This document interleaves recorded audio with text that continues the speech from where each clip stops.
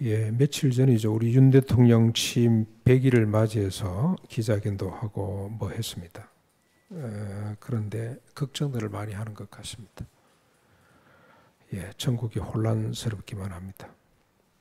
지지도가 20%대에 머물고 있습니다. 조금 뭐 반등하긴 했다 그러는데 아직까지도 20%대에 머물고 있고, 그래서 사람들이 여러 가지 걱정들을 많이 하는 것 같습니다. 앞으로 5년 동안 어떻게 되지? 근데 이 지지도가 낮은 이유는 인사 난국, 인사가 제대로 잘 안 되는 것 같다는 거하고, 그 다음에 여러 가지 또 가신들, 그런 것도 있습니다만 제일 두려워하는 것은 이번에 정책이 뭔가, 앞으로 5년 동안 어떻게 이끌어가려고 하는가 하는 그런 염려인 것 같습니다.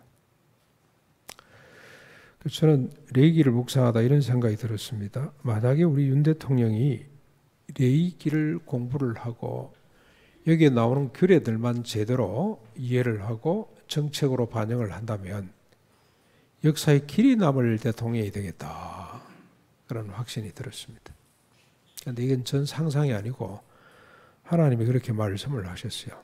레위기에 말씀을 주시고 출애굽기 말씀을 주시고, 그 다음에 여러분 민수기 신명기까지 모세 오경이라고 그러죠. 창세기는 뭐 계명토로 나타나지는 않습니다만 그 뜻을 전부 다 정리를 하면 613가지인데 이대로만 하면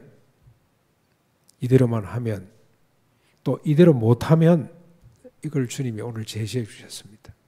이 레위기를 마무리하면서 너희들이 레위기에 기록된 대로만 하면, 그대로 못하면 하고 나왔습니다. 저는 중학교 때 갔습니다. 저보고 누가 대통령 나라 그러면 어쩌지, 도망을 가야 되겠구나 이런 생각을 했습니다. 근데 지금 저보고 누가 대통령 나라 그러면 제가 하렵니다. 제가 자신이 있습니다. 근데 아무도 하라는 사람이 없습니다. 예, 그게 문제긴 합니다만 레위기대로 하면 될 것 같아요. 모세 오경대로 613가지대로만 정책을 위반하고 나라를 다스리면 세계 1등 국가 1등 정도가 아니고 열국을 복되게 하는 나라로 만들 수가 있습니다.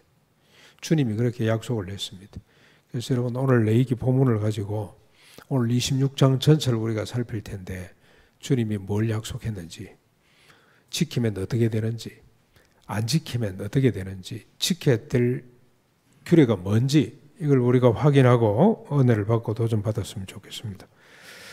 먼저 여러분 26장 1절부터 13절 보면 첫 번째입니다. 복에 관한 언약입니다. 지키면 이렇게 하겠다는 말씀을 쭉 하는데 1절 2절 먼저 한번 보실까요? 너희는 자기를 위하여 우상을 만들지 말지니 조각한 것이나 추상을 세우지 말며 너희 땅에 조각한 석상을 세우고 그에게 경배하지 말라. 나는 너희의 하나님 여호와이니라. 너희는 내 안식일을 지키며 내 성소를 경외하라. 나는 여호와이니라. 1절 2절 나는 여호와라, 나는 여호와라, 나는 너희의 하나님 여호와라, 이렇게 쭉 말씀을 하신 이유가 뭡니까? 도장을 꽉꽉 찍으시는 거죠. 내가 한 말이다, 나의 약속이다, 나의 약속이다. 그러면서 하신 말씀이 자기를 위하여 우상을 만들지 말라. 두 번째는 안식일을 지키라. 세 번째는 성소를 경외하라. 안식일을 지킨다는 거 별로 가망이 없을지 모르겠습니다만 여러분 안식일이 없으면 인간은 일하다가 다 죽을 겁니다. 그래서 안식일이 사람을 위해 있다. 여호와를 위해서 내 안식이라고 했습니다만 결국 인간을 위해서 주신 제도인데 이걸 잘 지키라는 거죠. 좀 더 정확하게 이걸 정리하면 자기를 위하지 말고 니를 위하지 말고 나를 위하여 살거라, 그런 말입니다. 너 자신을 위해 살면 어떤 짓을 합니까? 온갖 우상을 만들고 그걸 섬겨야 돼요. 불안하기 때문에. 자기를 위해 살다 보면 손에 왕자 그리고 살아야 돼요. 불안하기 때문에. 자기를 위해 살다 보면 멀쩡한 청아 돼버리고 용산으로 와야 돼요. 불안하기 때문에 그렇습니다. 불안하기 때문에. 예, 그래서 자기를 위해 우상들을 계속 만들어 세우고 경배하게 됩니다. 주님을 위해 사는 것은 이웃을 위해 사는 겁니다. 그 우상 세우는 것 가지고 주님을 위하고 이웃을 위해 살아낼 수가 있기 때문에 이게 복입니다. 그래서 주님은 자기를 위하여 우상을 만들지 말고 자기를 위하여 더 이상 살지 말고 나를 위하여 살라는 말씀으로 시작을 합니다. 자기를 위해 하나님을 위하는 것이 규례와 계명으로 다 정리가 되었죠. 이제 3절을 한번 보십시오. 너희가 내 규례와 계명을 준행하면, 여호와의 규례와 계명은 조금 전에 말씀드린 것처럼 613가지 규례, 명령, 법도, 율법 다양하게 이렇게 명칭합니다만은 이 613가지를 말합니다. 근데 출애굽기부터 오늘 요 레위기 25장까지 몇 개가 나오냐면 340개, 340개 조항이 있고, 레위기 1장부터 보면, 레위기에서만 보면 226가지가 나옵니다. 226가지. 그거 말고 25장 앞에 있는 것만 이야기를 하면 여러분 어떤 게 나옵니까? 안식년 법이 나오죠. 희년법이 있었고, 토지 무르는 법, 가옥 무르는 법이 있고, 무른다 이 말은 도로 계약을 맺었다가도 돈을 가져가서 이거 돌려주세요 그러면 도로 돌려줘야 된다는 겁니다. 뭔 소리고, 내가 샀는데 이렇게 못한다는 법입니다. 그리고 이자를 금지하라는 법, 노예법입니다. 노예법인데 동족은 노예로 삼으면 안 돼요. 종으로 삼을 수가 없어. 품꾼 중 하나로 맞아야 되고, 이방 사람들은 혹 노예로 삼을 수가 있는데 그 사람들은 어떤 사람들이냐면 너무너무 살기가 어려워서 도망온 사람들이라고 보시면 됩니다. 여러분 요즘 우리 지중해 건너다가 죽은 아이들도 있고 막 그러죠. 먹고 살기, 내전 때문에, 전쟁 때문에 살 수가 없어서 할 수 없이 이방 나라로 도망을 가는 사람들이 있는데 그 사람들은 혹 노예로 삼을 수가 있고, 그 대신에 여인을 만약에 범하면 아내로 맞이해야 되고, 또 그 사람들은 이렇게 자기 영원한 소유로 삼을 수 있지만 책임을 지는 거예요. 책임. 같이 살도록 하는 법이 노예법이라고 할 수가 있습니다. 그 다음에 이런 마지막으로 나왔던 게 기업 물으는 법이 있죠. 기업 물은다는 건 뭐죠? 형님이 병이 들어서 죽었어요. 형수와 조카들이 할 수 없어서 자기 땅을 팔았습니다. 그러면 그 사촌이나 삼촌이 사서 줘야 돼. 그 전답을 사서 다시 그 형수 가족들이 편안히 살 수 있도록 기업을 물어주는 것이 기업 물으는 법이에요. 여러분 저 보아스가 나오미의 기업을 물어주죠. 말론과 길론의 기업을 물어주잖아요. 그렇죠? 룻과 결혼을 해서 기업을 물어주는 그 법에 대해서 말씀을 하고 있습니다. 이런 법들을 준행하면, 이런 법들입니다. 이런 법들. 막연히 준행하는 거 아닙니다. 하나님 말씀을 막연히 따르는 것이 아니라 구체적으로 이런 법들을 준행하면 어떤 일이 벌어집니까? 어떤 복을 받게 됩니까? 4절에 내가 너희에게 철따라 비를 주어 땅은 그 사물을 내고 밭은 나무의 열매를 맺게 될 것이다. 5절 타작은 포도 딸 때까지, 포도 따는 것은 파종할 때까지 계속될 것이다. 음식을 배불리 먹고 너희의 땅에 안전하게 거주하게 될 것이다. 여러분 이 말 이해가 됩니까? 타작을 언제까지 한다고요? 포도 딸 때까지. 포도 따는 것은 언제까지? 파종할 때까지. 여러분 농사를 지어보면 되게 금방 이해가 됩니다만 농사를 모르는 사람은 이게 무슨 뜻인지 잘 모르죠. 여러분 타작은 여기 보리타작, 밀타작이거든요. 이 타작은 보통 5월쯤 시작됩니다. 5월 말쯤, 중순 말쯤 시작해가지고, 포도는 언제 땁니까? 요즘은 뭐 이 온상에서 나오기도 하고 뭐 철이 없습니다만 원래 농사에 의하면 포도는 7월, 8월부터 따기 시작하거든요. 그러니까 이 밀타작을 언제까지 한다는 겁니까? 5월에 시작해서 7월, 8월까지 한 달, 두 달 동안 계속 밀타작을 하는 거예요. 그만큼 풍요롭게 수확이 풍성하다는 뜻입니다.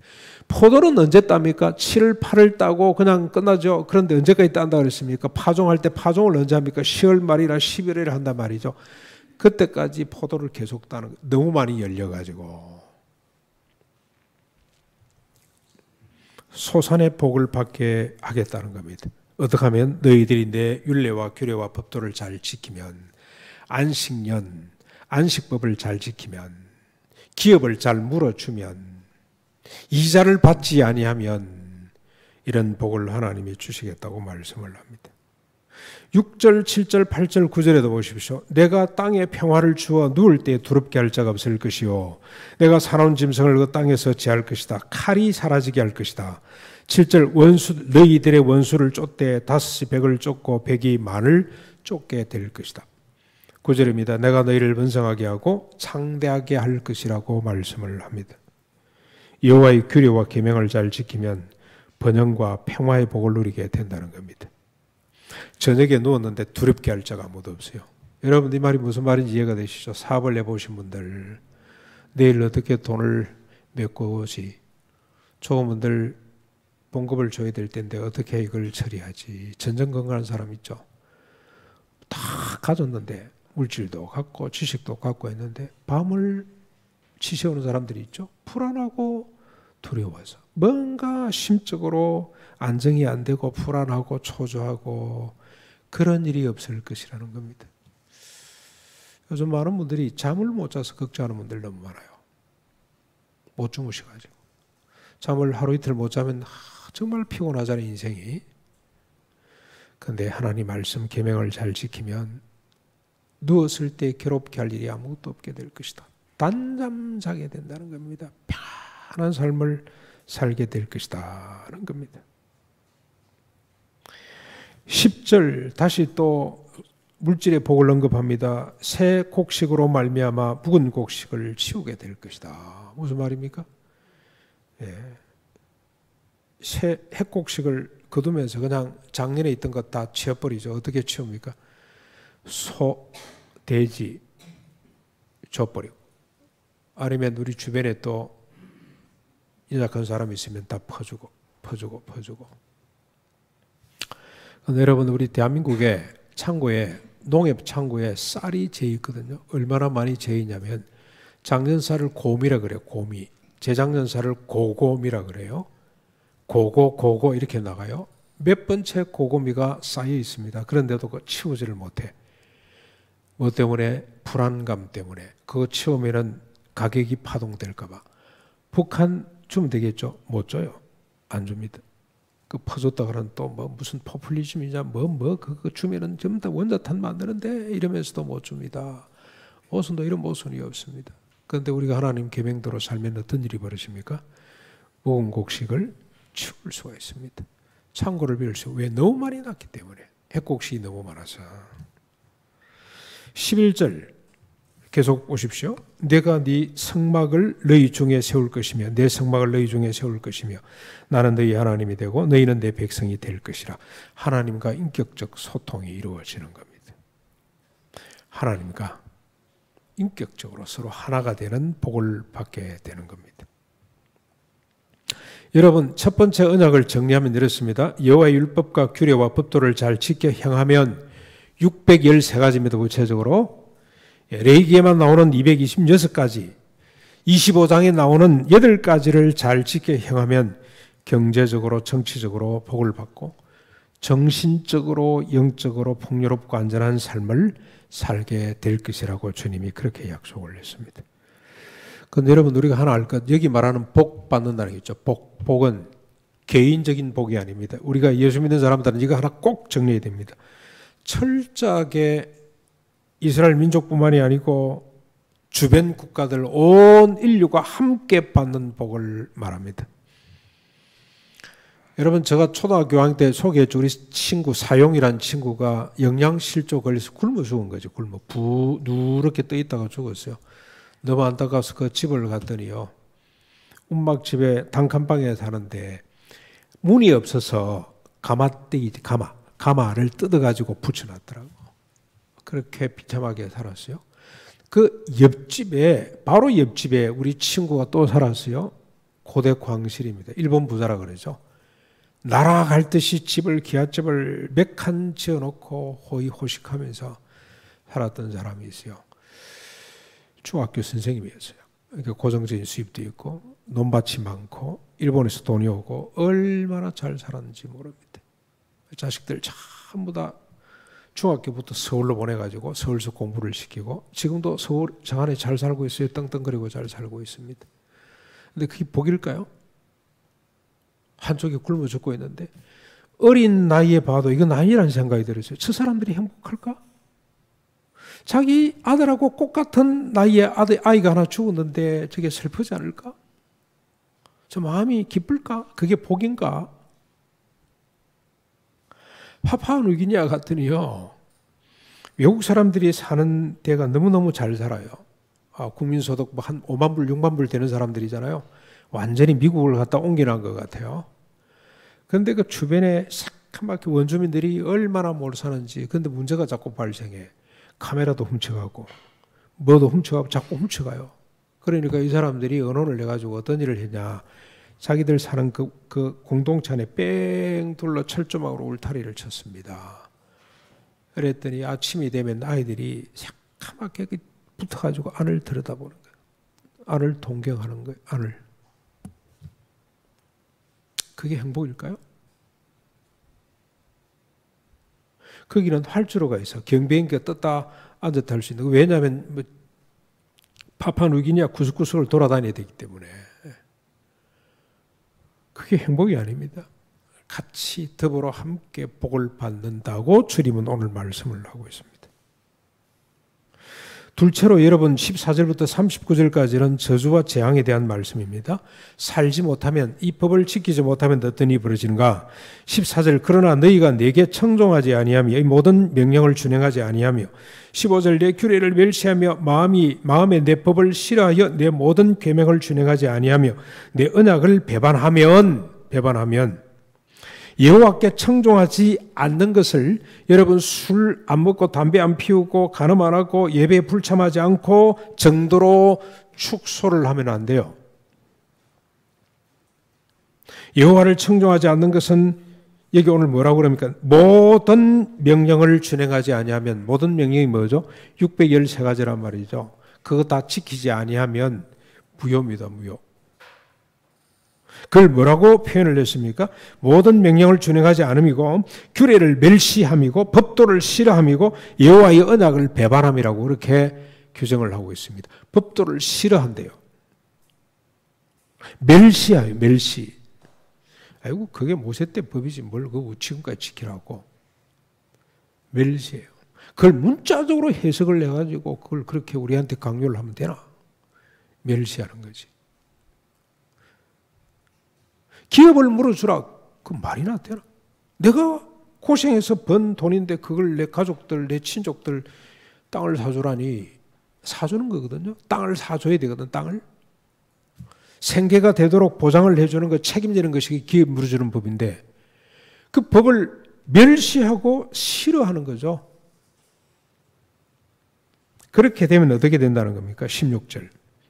내가 놀라운 재앙을 내려 병으로 눈을 어둡게 하고 생명이 쇠약할 것이며 너희가 파종한 것은 헛되리니 너희의 대적이 그것을 먹을 것이며 17절 내가 대적을 들어 너희를 치고 다스리게 할 것인데 쫓는 자가 없어도 도망하게 될 것이다.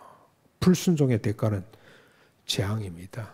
크게 세 가지입니다. 세 가지. 뭐죠? 연병, 기근, 전쟁. 이 세 가지. 서로 중복되어 있기도 하고 별도로 떨어져 있기도 하고 연병입니다. 연병. 기근입니다. 전쟁을 하나님이 동원하시겠다는 겁니다. 여러분 지금 우리가 3년 동안 코로나를 앓고 있는데 아직까지도 이걸 하나님의 징계, 심판, 재앙으로 인식을 안 하는 것 같아요. 교회들 안에서도 재앙이란 말을 안 씁니다. 그냥 어쩌다가 있는 걸로 생각을 하고 없어지겠지 그렇게 생각을 합니다. 방역 당국이 알아서 잘 해주겠지 그렇게 생각을 합니다. 하나님하고 손을 들고 하나님 저희들 잘못입니다 그렇게 말하는 사람이 없습니다. 그렇게 이야기를 하면은 뜰뜨름한 사람이 됩니다. 멸시당합니다. 멸시. 그래서 말을 안 하는 것 같습니다. 깨달아야 됩니다. 이렇게 오랫동안. 자, 여러분 이렇게 했는데도 불구하고 한번 18절 한번 보십시오. 또 만일 너희가 그렇게까지 되어도 내게 청종하지 아니하며 아니하면 내가 7배나 더 징벌하리라. 내가 너희의 하늘을 철과 같고 땅을 녹과 같게 하리니 땅은 그 산물을 내지 아니하고 나무는 그 열매를 맺지 아니하게 될 것이다. 쭉 넘어가서 22절 내가 들짐승을 보내리니 너희 자녀를 움키고 너희 가축을 멸할 것이다. 쭉 25절 내가 칼과 연병을 보낼 것이요 내가 10여인이 한 화덕에서 떡을 굽고 먹어도 배부르지 않게 될 것이라고 주님이 말씀을 합니다.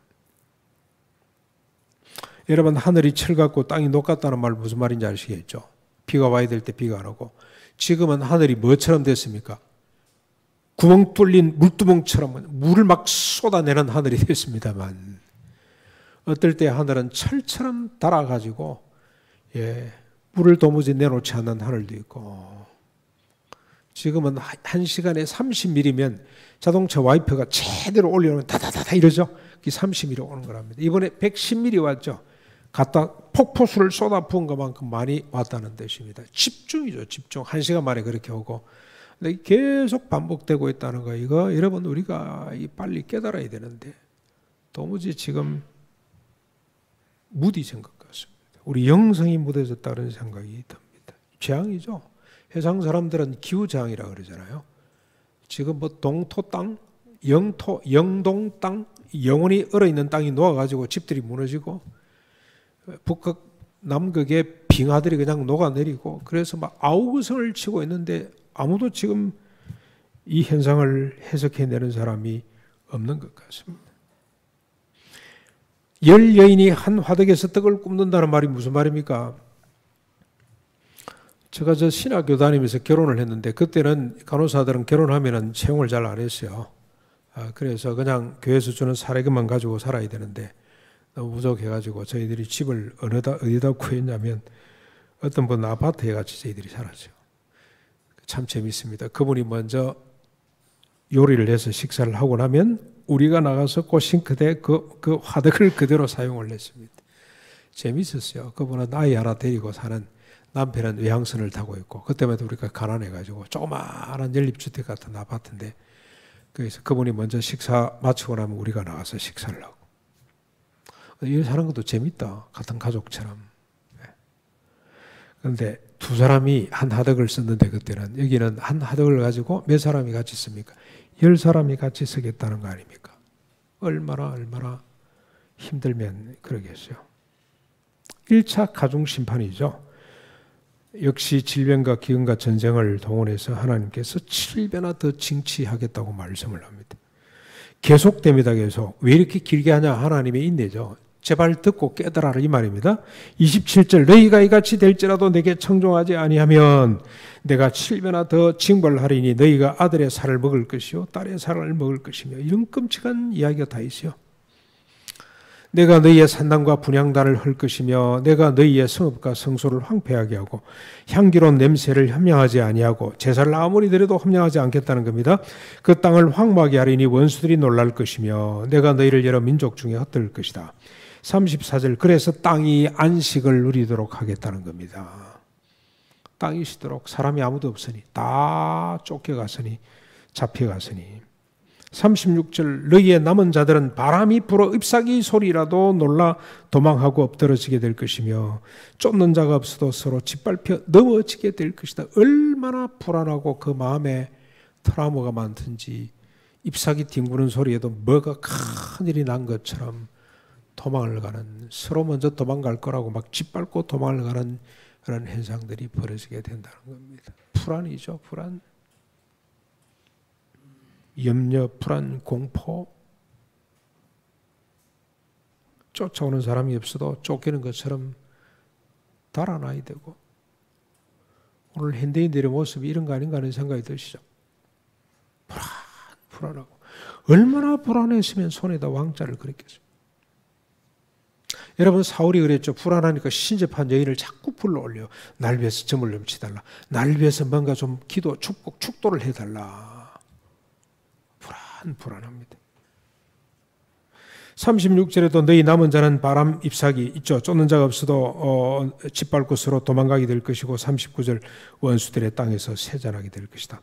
1차 7배 벌을 줬음에도 불구하고 깨닫지 못하고 돌이키지 아니하면 2차로 하나님께서 연병과 기근과 전쟁을 또 동원해가지고 7배의 7배를 가중시키겠다는 거 아닙니까? 그래서 성읍과 성소가 해체되고 진멸되게 될 것이라고 말씀을 합니다. 여러분, 오늘 하나님이 어떤 분인지 한번 정리해 볼 필요가 있습니다. 사랑의 하나님이시고 또한 진노의 하나님이십니다. 역대 13가지를 율법과 규례를 주시고 잘 지키면 자신과 이웃을 풍요롭게 하는 하나님, 지키지 못하면 쫓아오는 사람이 없어도 낙엽의 뒹구는 소리만 들어도 간담이 녹아내리게 되는, 그러다가 지멸당할 수밖에 없는 이런 말씀을 하신 하나님입니다. 그런데 여러분, 이런 법이 없어도 어떻게 되겠습니까? 인간을 내버려 두면 행복하게 잘 살까요? 역사를 봐서 우리가 알죠. 홍수로 지멸하고 언어를 혼잡게 하기도 했습니다, 하나님이. 그런데 만약에 하나님이 홍수로 지멸하지 않으면 어떤 일이 벌어졌을까요? 잘 먹고 잘 살았을까요? 창세기를 보면 여러분 다 해석이 되죠. 얼마든지 우리가 이 상상 정도가 아니고 확정할 수가 있어요. 하나님이 노아를 통해 노아 때 홍수로 지멸하지 않았더라면 인간이 어떻게 됐을까? 제가 생각하기에 라멕 한 사람 살아남았을 것 같아요. 라멕이라는 사람이 보통 인간이 아닙니다. 그 자손들이 소위 말해서 우리가 학교에서 배우는 문명의 창시자들이 라멕의 후손들이었어요. 큰 도시를 쌓죠. 철제 무기를 만들죠. 아름다운 예술을 만들어내죠. 어마어마한 문화를 창달한 그 집안이 라멕의 집안인데, 라멕이 어떤 노래를 불렀습니까? 나를 누가 손대면 77배 보복하겠어. 77배 보복하겠다고. 그러면서 뭘 자랑합니까? 내가 내 감정이 상해서 청년들을 죽였다는 이야기를 스스럼 없이 자랑하고 있습니다. 이런 인간들이 혼자 살아남을 겁니다. 다 죽이고. 그런데 혼자 살 수 있습니까? 자기도 죽죠. 혼자 어떻게 살아요? 스스로 진멸당할 수밖에 없는 것이 인간입니다. 하나님이 그걸 경고하시는 거예요. 이런 인간을 하나님께서 그래도 사랑하셔서 잘 지키면 이렇게 복을 준다. 너희들이 지키지 못하면 이렇게 내가 징벌하겠다고 말씀을 하시는 겁니다. 그런데 여러분 가만히 보십시오. 이렇게 끝내도 되겠죠? 그럼 알아서 할 거 아닙니까? 그렇죠? 잘 해라. 그러고 끝내면 되는데 하나님이 여기다 덧붙여요. 갑자기 회복에 대한 말씀을 하십니다. 40절부터 45절까지 오늘 읽은 본문입니다. 이게 레위기를 마무리하면서 하나님께서 이상한 말씀을 하나 집어넣어 놨는데 이상한 말씀이 아니고 하나님의 특별한 사랑입니다. 하나님은 이스라엘 족속이 결코 613가지를 지키지 못할 것을 아셨어요. 그래서 열병과 기근과 전쟁의 재앙으로 7배 7배를 더 해서 진멸당할 수밖에 없다는 사실을 하나님은 아셨습니다. 아담 이후의 모든 인간은 목이 곧아서, 여러분 신명기 31장에 꼭 같은 구조거든요. 그때 마지막으로 이제 모세가 고별 설교를 하면서 그리심산 에발산에 세워놓고 너희들이 하나님 말씀대로 잘 살면은 들어가도 복받고 나가도 복받고 집안에도 복받고 들에도 복을 받고 복을 받을 것이다. 그러나 너희들이 하나님 말씀대로 살지 못하면 저주를 받을 것이다. 진멸할 것이다. 이 땅에 사람 하나 남지 않고 다 소멸될 것이다 라고 경고를 하고 난 뒤에 똑같은 구조로 회복에 대한 말씀을 합니다. 회복에 대한 말씀. 그때 그러면서 하나님이 너희들이 어떤 인간인지를 안다. 목이 곧은 백성임을 아셨어요. 목이 곧은 백성이 뭐냐? 자기를 위해서 우상을 만들고 안식일을 거역하고 지계석을 옮기고 또 옮기는 존재임을 하나님이 아셨기 때문에 회복의 말씀을 여기에 집어넣고 있습니다. 하나님은, 인간을 사랑하시는 하나님은 오늘 본문이죠. 언약을 스스로 정하시고 모세를 통해서 이스라엘과 지상의 모든 인간들에게 선포해 주셨습니다. 그 내용이 뭔지 한번 보실까요? 여러분 40절. 그들이 나를 거스른 잘못으로 자기의 죄악과 그들의 조상의 죄악을 자복하고 또 그들이 내게 대항함으로 나도 그들에게 대항하여 내가 그들을 그들의 원수들의 땅으로 끌어갔음을 깨닫고 그 할례 받지 아니한 그들의 마음이 낮아져서, 목이 곧은 마음, 할례 받지 않은 마음 같은 말입니다. 그들의 죄악의 행보를 기쁘게 받으면 내가 야곱과 맺은 내 언약과 이삭과 맺은 내 언약을 기억하며 아브라함과 맺은 내 언약을 기억하고 그 땅을 기억하리라. 43절. 그들이 내 법도를 싫어하며 내 규례를 멸시하였으므로 그 땅을 떠나서 사람이 없을 때에 그 땅이 황폐하여 안식을 누릴 것이요 그들은 자기 죄악의 행보를 기쁘게 받으리라. 44절 그런즉 그들이 그들의 원수들의 땅에 있을 때에 내가 그들을 버리지 아니하며 미워하지 아니하며 아주 멸하지 아니하고 그들과 맺은 내 언약을 폐하지 아니하리니 나는 여호와 그들의 하나님이 됨이니라. 내가 그들의 하나님이 되기 위하여 민족들이 보는 앞에서 애굽 땅으로부터 그들을 인도하여 낸 그들의 조상과 언약을 그들을 위하여 기억하리라. 나는 여호와니라. 하나님이 회복하시는 내용이 뭡니까? 뭘 지금 계속 기억하겠다는 겁니까? 하나님이 아브라함과 이삭과 야곱과 맺은 언약을 기억하겠다는 말씀을 반복해서 하죠. 반복. 내가 그들과 맺은 언약을 기억해서 너희들을 회복하겠다는 말씀을 하는데 하나님이 기억하실 아브라함과 이삭과 야곱과 맺은 언약이 뭐든가요? 여러분 잘 아시죠? 첫째는 큰 민족을 이루게 한다. 가나안 땅을 기업으로 준다. 세 번째가 열방을 복되게 할 것이다. 그 언약을 기억하신다는 겁니다. 이게 무슨 말입니까? 아브라함에게 주신 약속인데 여러분 신명기에 보면 이걸 어떻게 푸냐면 신명기 32장 36절로 43절에 보면 너희 민족들아 주 백성과 즐거워하라. 주의 백성과 즐거워하라. 온 인류들아 하나님의 백성이죠. 하나님의 백성들과 함께 즐거워하라. 주께서 그 종들의 피를 갚아서 그 대적들을 복수하시고 자기 땅과 자기 백성을 위하여 속죄하게 될 것이다. 내 백성들의 대적들을 주님께서 어떻게 합니까? 복수한다. 복수. 하나님 백성들의 대적이 뭘까요? 애굽입니까? 아수르입니까? 바벨론입니까? 메데파사입니까? 아닙니다. 그게 원수가 아니고 자기를 위하여 우상을 만들어 섬길 수밖에 없는, 그래서 지계석을 옮길 수밖에 없는 기업을 물어주지 않는 보아스의 친척이죠. 나오미의 친척 룻이 기업을 물어달라고 했을 때 못하겠다고 도망을 간, 이게 원수. 자기를 위하여 살 수밖에 없는 이 실존이 원수란 말이죠. 그 배후에는 누가 있습니까? 따먹어라. 네가 따먹으면 하나님처럼 된다. 니도 언제까지 하나님에게 굴종적으로 살래? 네가 하나님처럼 살아라고 유혹했던 뱀, 사탄, 마귀가 있습니다만 이게 원수예요. 그걸 어떻게 한다는 겁니까? 하나님께서 복수하신다는 겁니다. 복수. 속죄한다는 겁니다. 그래서 이 백성들과 온 인류가 함께 즐거운 세상을 만들겠다는 거 아닙니까? 이게 무슨 뜻입니까? 이걸 좀 더 여러분 확대 점진적으로 확정하는 말씀들이 그 뒤에 도배를 하고 있는데, 여러분 자주 들었던 에스겔서 그냥 생략하고 오늘은 이사야서 하나를 인용을 해볼게요. 11장 11절로 13절, 이사야 11장 11절로 13절의 말씀입니다. 그날에 하나님께서 이렇게 회복하시는 날, 하나님께서 오늘 이 말씀을 쫓아 회복하시는 날 어떤 일이 벌어지냐? 여호와께서 열방을 향하여 기치를 세우고, 이 기치가 뭡니까? 높은 깃발을 세우는데 그 무슨 깃발일까요? 십자가 부활의 깃발을 높이 세우는데 이스라엘 일에 쫓긴 자들을 모으시며 땅 사방에서 유다에 흩어진 자들을 모으시리니. 13절입니다.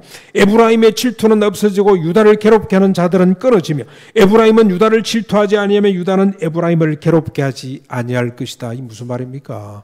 유다와 에브라임이 갑자기 동원이 되죠. 하나님이 회복하시는 날 어떤 일이 벌어집니까? 유다는 에브라임을 질투하지 아니하고 에브라임은 유다를 질투하지 아니하고, 에브라임은 유다를 괴롭히지 아니하고 유다는 에브라임을 괴롭히지 아니하고. 여러분 북쪽 이스라엘과 남쪽 유다는 철천지 원수로 살았죠. 해방도 못 해보고 서로 통일도 못 해보고 두 나라가 동시에 망했습니다. 지금은 어떻게 구분이 되고 있는지 잘 모르겠습니다만, 여러분 북쪽 이스라엘을 창건한 사람이 누구죠? 여로보암이죠. 그 사람이 어느 지파 사람입니까? 에브라임 지파 사람이었어요. 그 다음에 남쪽 유다는 다윗의 혈통을 그대로 이어갔죠. 다윗은 어느 지파 사람입니까? 유다 지파 사람이에요. 서로 상극, 절대로 하나 될 수 없었던, 서로 질투하고 괴롭게 했던 두 부족이 어떻게 됩니까? 서로 하나가 되는 일이 벌어지게 됩니다. 그게 회복입니다. 회복. 여러분 북한하고 우리 남한이 언제쯤 통일이 될까요? 이번에 뭐라고 통큰 한번 일을 하겠다고 했더니 북쪽에 김여정이가 나타나서 웃기는 소리 하지 마라. 나는 네 인간 자체가 싫다 그러고 나왔죠.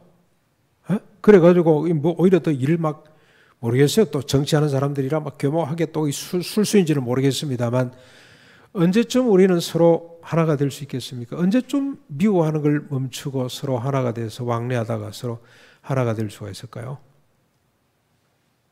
차라리 꿈을 안 꾸는 게 더 좋다고 이렇게 이야기를 해요. 이스라엘은 더 심각했어요. 더 심각했습니다. 그런데 하나님이 회복하시는 날 어떤 일이 벌어지냐.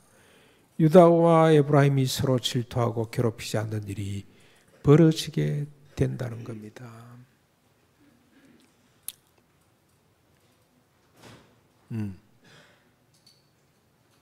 예배 잘 드려야 돼.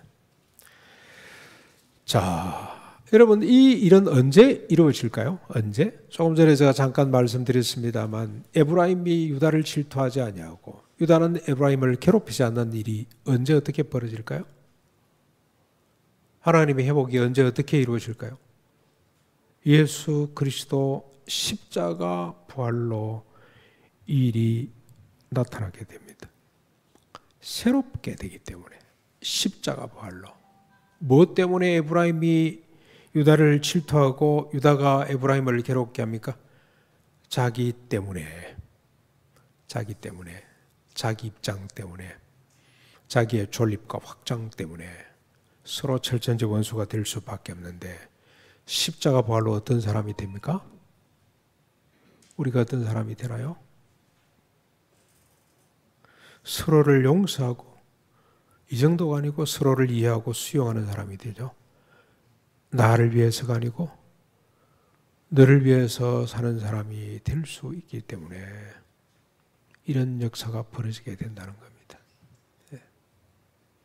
613가지 정도가 아니라 산상보온의 수준의 삶을 살아낼 수 있기 때문에 자기를 부인하고 십자가를 기꺼이 짊어지는 사람이 되기 때문에 하나님이 이 말씀을 여기다 기록을 하고 있습니다. 내가 할 것이다. 내가 내 약속을 기억하고 내가 할 것이다. 나는 여호와 하나님이니라.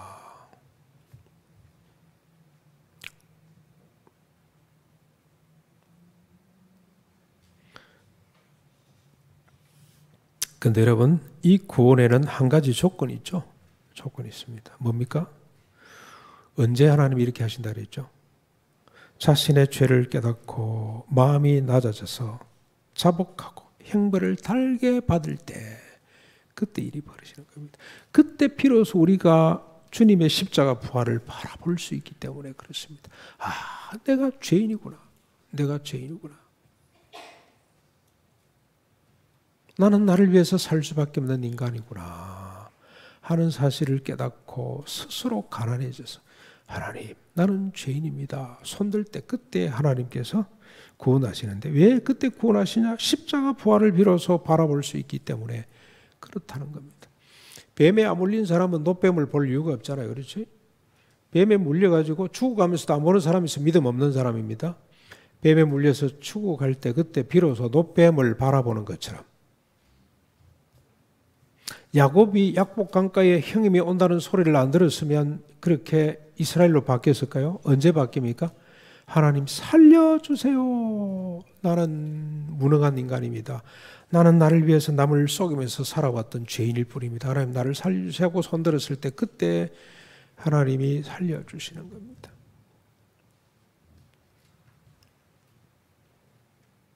그런데 여러분 어떻게 우리가 죄인임을 깨달을 수가 있어요? 어떻게 내가 죽어 마땅한 죄인임을 깨달을 수가 있습니까? 율법 들여다보면 됩니다. 율법, 613가지 율법을 들여다보면 자신이 얼마나 목이 곧은 죄인인지 자신이 골백번 죽어 마땅한 죄인인지를 깨닫게 됩니다. 율법을 보지 않으면 자신이 죄임을 깨닫지 못합니다. 엄청난 범죄를 행하고도 그게 죄인 줄을 몰라요. 자신이 죄임을 깨닫지 못하면 결코 주님의 십자가 부활을 믿지 않습니다. 필요 없습니다. 그래서 여러분 율법을 통해서 자신이 죄인임을 깨닫고 슬피 탄식하면서 십자가를 바라볼 때 구원이 나타나게 되는데 이것이 구원의 여정, 구원의 과정입니다. 과정. 사랑하는 성도 여러분, 여러분은 이런 과정을 거쳐서 구원에 이르렀습니까? 613가지 율법을 통해서 자신이 죄인임을 깨달았습니까? 자신과 주변의 모든 고통이 자기를 위해 살 수밖에 없는 목이 곧은 이 본성으로부터 왔다는 사실을 인정했습니까? 그래서 겸손히 자기를 낮추고 오직 주님의 십자가 부활을 바라보시나요?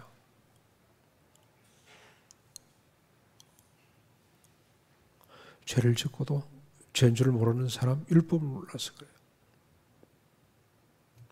혹시 이런 과정이 없었다면 다시 하나님의 규례와 법도와 명령을 들여다볼 수 있기를 바랍니다. 많은 거 필요 없습니다. 기업을 물어주거라. 하나만 봐도 돼요. 하나만. 기업을 물어주거라. 밭 모퉁이를 다 베지 말거라. 뭘 위해서? 나그네 가난한 사람들, 과부들을 위해서 남겨놓거라. 그 하나만 봐도 된다고 생각합니다. 이 말씀 앞에 한없이 가난해져야 됩니다. 얼마나 나를 위해 사는 존재인지를 깨달아야 됩니다. 그리고 애통해야 됩니다. 그러면 십자가 부활이 얼마나 위대한 구원인지를 깨닫게 될 것입니다. 아침 7시 온 사람이랑 오후 5시 온 사람이랑 똑같이 대접해주는 비밀을, 하나님의 나라 비밀을 깨닫게 될 것입니다. 이 구원의 복을 누리고 그래서 하나님께 찬양하고 경배하는 이 복음을 많은 사람들에게 알리는 우리 모두가 될 수 있기를 바랍니다.